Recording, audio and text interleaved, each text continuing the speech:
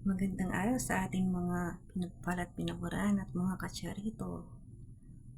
May pangako na naman sa atin ng ating Panginoon. Tayong mga naniwala sa tinapos sa cross ng ating Panginoong Hesukristo na naging matuwid na sa ating Diyos Ama, ay may pangako na naman sa atin na tayo daw ay ililigtas niya sa lahat ng kapighatian at wala daw buto ni isang buto ang mawawala sa atin dahil daw ang mga masama ay papatayin ng mga masasama at yung mga galit sa atin ay mawawala.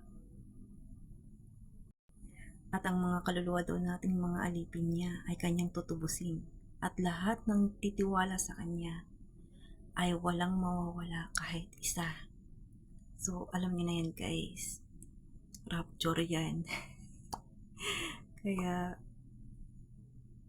lagi tayong magpapasalamat sa ating Diyos Ama at sa ating Panginoong Hesukristo dahil alam na natin ang ating kapalaran sa kanila sa future.